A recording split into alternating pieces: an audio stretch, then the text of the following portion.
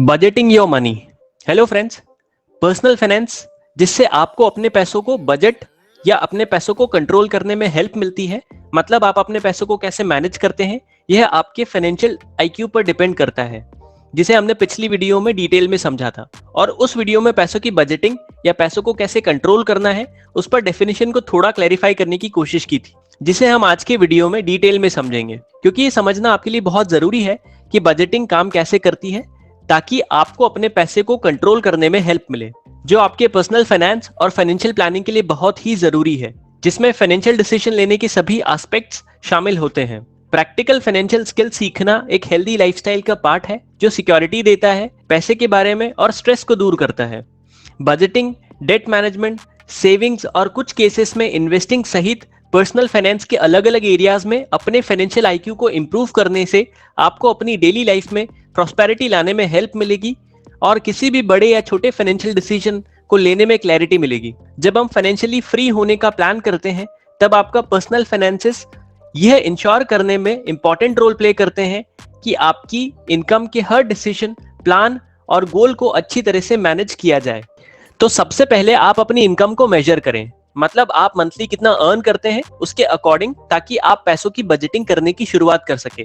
अब यहाँ आप सभी की मंथली इनकम डिफरेंट होगी, जैसे किसी की 10,000, किसी की 20, किसी की उससे ज्यादा। इसके बाद आपको अपने एक्सपेंसेस को मेजर करना है, मतलब आप कितना पैसा कहाँ खर्च करते हैं और किन किन जगहों पे खर्च करते हैं, जिसे आप 3 लेवल में डिवाइड कर सकते हैं। जैसे रोजमर्रा की चीजों या जो आपके लिए जरूरी है उसमें कितना खर्च हो रहा है। दूसरा, आप उन चीजों पर कितना खर्च कर रहे हैं जिसे आप एंजॉयमेंट, फन या वो चीजें आपके लिए जो जरूरी नहीं है। तीसरा, आप मंथली कितनी सेविंग्स या इन्वेस्ट करते हैं। इसके बाद आप अपने पैसों के लिए एक बजटिंग प्लान तैयार करें, जिसे आप कंटिन्यूअसली फॉलो कर सकें। तो इसे हम एक एग्जाम्पल से समझते हैं।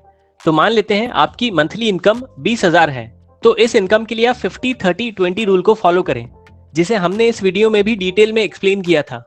लेकिन यहाँ आपको ये रूल सिर्फ 20,000 या उससे कम इनकम के लिए ही फॉलो करना है, जिसे हम आगे थोड़ी देर में समझने वाले हैं। तो आप इन 20,000 को 50-30-20 रूल के हिसाब से डिवाइड करें, मतलब 20,000 में से 50% इनकम को रोजमर्रा की चीजों या जो आपके लिए जरूरी है, जैसे health care, insurance, rent, electricity bills, spending on groceries ETC, जो हमारी बेसिक जरूरतें हैं, क्योंकि ये सर्वाइवल रहने के लिए जरूरी हैं। फिर 30% इनकम को आप इंडिविजुअल और फैमिली के एंटरटेनमेंट, शॉपिंग, हॉबीज, एंजॉयमेंट और फन के लिए रख सकते हैं, और 20% इनकम को आप सेविंग्स और इन्वेस्टमेंट के लिए अलग रखेंगे। अब यहाँ समझने वाली बात यह है कि ये रूल आपको तभी तक फॉलो करना है जब तक आपकी इनकम 20 या 20,000 से कम है, क्योंकि ये रूल शुरुआत करने के हिसाब से अच्छा है। लेकिन जैसे जैसे आपकी इनकम बढ़ती जाएगी, वैसे ही आपको इस रूल में कुछ चेंजेस करना होंगे।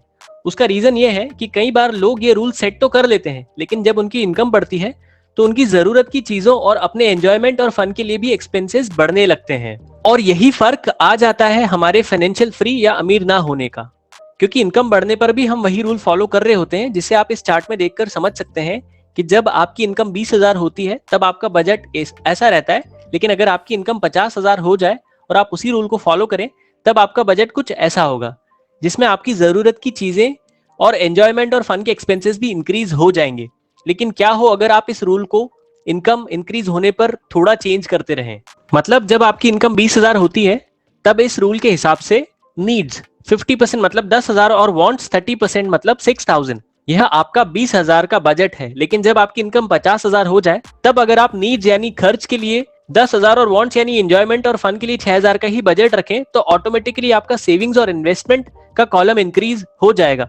मतलब परसेंटेज के हिसाब से देखिए तो आपकी इनकम पर आपका बजटिंग रूल 68-20-12 हो जाएगा।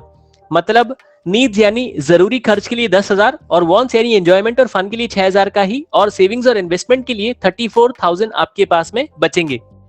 तो कहने का मतलब है कि अगर आप अपनी इनकम बढ़ने पर अपने एक्सपेंसेस नहीं बढ़ने देते, तो आप आसानी से फाइनेंशियल फ्रीडम को अचीव कर सकते हैं। अमीर और गरीब लोगों के बीच एक सबसे बड़ा डिफरेंस होता है कि अमीर लोग अपने पैसे का सही तरीके से इस्तेमाल करते हैं और उनके लिए जरूरी चीजें खरीदते हैं, जबकि गरीब मेंटालिटी वाले लोग अपनी बढ़ती इनकम पर अननेसेसरी खर्च कर लेते हैं जो उनके काम की नहीं होती। वॉरेन बफेट ने कहा है कि अगर आप वो चीजें खरीद रहे हैं जो आपको नहीं चाहिए, तो जल्द ही आपको वो चीजें बेचनी पड़ सकती हैं जो आपको चाहिए।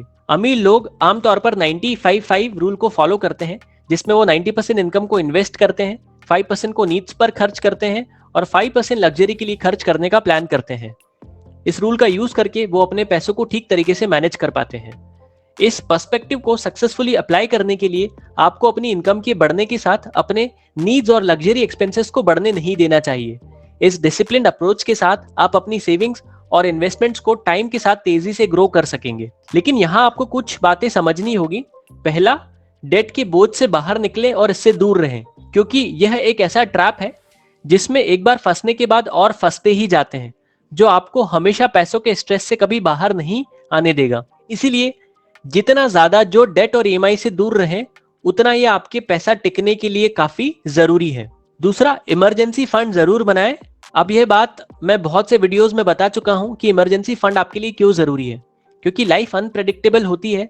कब कहां कैसे इमरजेंसी आ जाए ये कह नहीं सकते, जिसमें मेनली मेडिकल इमरजेंसी ज्यादा होती है, जिसके लिए हमें पैसों की जरूरत होती है। और जब आपके पास इमरजेंसी फंड होते हैं तो आपके बजट उससे अफेक्ट नहीं होंगे। तीसरा, अपने बजट हमेशा ऑर्गेनाइज्ड रखें और अपने पैसों के खर्च करने का प्लान बनाना यह इंश्योर करता है कि आप हमेशा अपनी जरूरत की चीजों और उन चीजों को अफोर्ड करने में केपेबल होंगे जो आपके लिए इंपॉर्टेंट है। और बजट डेट के अक्यूमुलेशन को रोकने में भी हेल्प करेगा। साथ ही यह उन एरियाज को ढूंढने में हेल्प करेगा जहां आप पैसे बचा सकते हैं और कंट्रोल कर सकते हैं। सो आई होप आपको अपने पैसे की बजटिंग को लेकर कुछ कॉन्सेप्ट्स क्लियर हुए होंगे और फाइनेंशियल प्लानिंग के लिए कुछ आइडियाज मिले होंगे। अगर फिर भी आपका कोई क्वेश्चन है तो आप हमें कमेंट करके पूछ सकते हैं। हम आपके हर एक क्वेश्चन या क्वेरी को इजी लैंग्वेज में वीडियोस के जरिए समझाने की पूरी कोशिश करेंगे। इसके लिए आप हमारे चैनल को जरूर सब्सक्राइब करें और बेल आइकन प्रेस करें, ताकि आगे आने वाले कोई भी वीडियो को आप देखना मिस ना करें, क्योंकि आगे और भी इन्वेस्टिंग एंड फाइनेंस से related important and knowledgeable videos आने वाले हैं। Thanks for watching and giving your valuable time.